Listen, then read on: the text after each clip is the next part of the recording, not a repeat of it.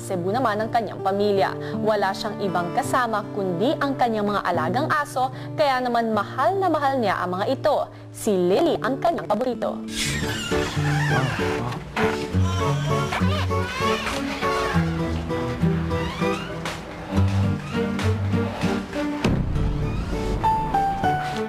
Bakit ka ba naging malapit sa aso?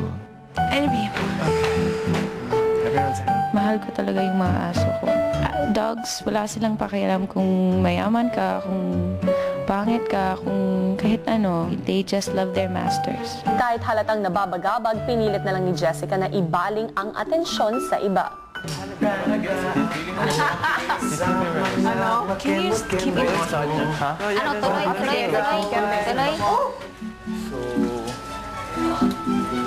can we do? Let's just clean everything. Mukhang kinakaya ni Jessica ang task, pero maya-maya, Filipino, right? Diba? Jessica! You did it. I made it! What did you do? A night, and like a night like today. Tomorrow my husband's coming up, so Yeah. and the Tuya said, "Oh, you gotta be ready."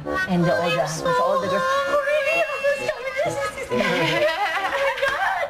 Said, "I don't know, I'm not sure, but I don't wanna, you know, hopes, you know, or expect for this time." See, but it's Filipino, right? And he sounds like perfect to go. Yeah. oh no, housemates! Galit na yata si Lily. Ilang sandali pa, muling pinatawag ni Kuya si Jessica.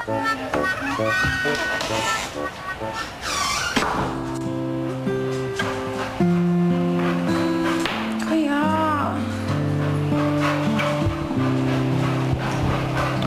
Hello po?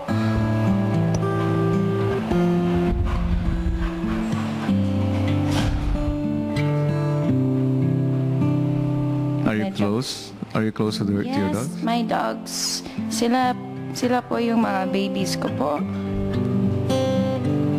Sino ba yung favorite dog mo? Sil...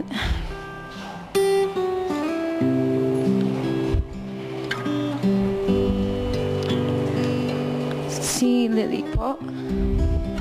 Can you tell me something about her?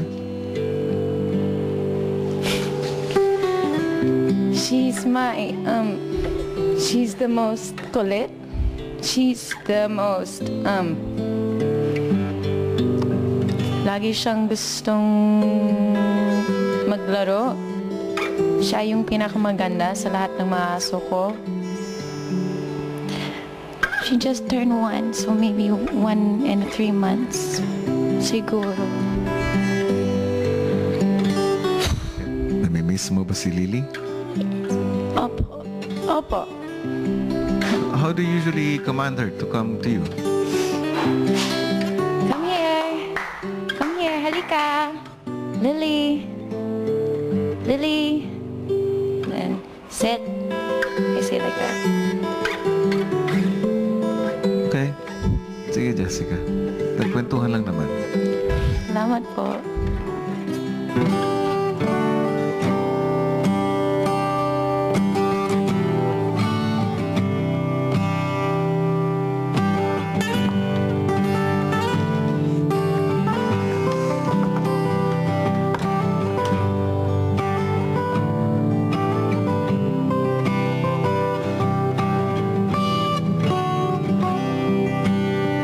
That's my baby. I'm afraid to say anything now because we had said that yesterday. Every single day. You did a good job. You did a She really sleeps good here. job. You did a good job, like not Not saying anything. Clear. Legal, very clear. Oh my God, that's so mean. 2, 4, 6 now. Yay! You did it, Jessica! Kinaya mong deadmine si Lily hanggang sa huli.